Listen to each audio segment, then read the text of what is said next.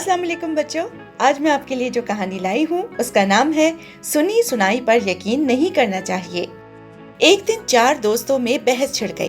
ایک نے کہا گرگٹ سبز رنگ کا ہوتا ہے، میں نے خود درخت پر دیکھا ہے۔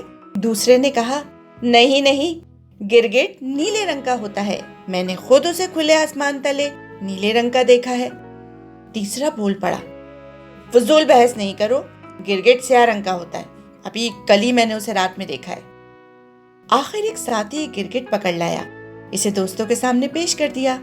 وہ سب دیکھ کر حیران رہ گئے کہ گرگٹ تو مٹی کے رنگ کا ہو گیا تھا۔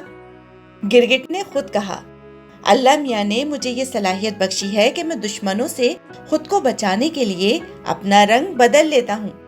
بچوں، اس کہانی سے سبق ہمیں یہ ملتا ہے کہ سنی سنائی باتوں پر یقین نہیں کرنا چاہیے۔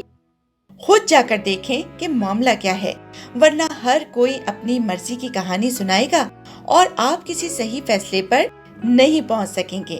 خود جا کر دیکھنا درست راستہ ہے۔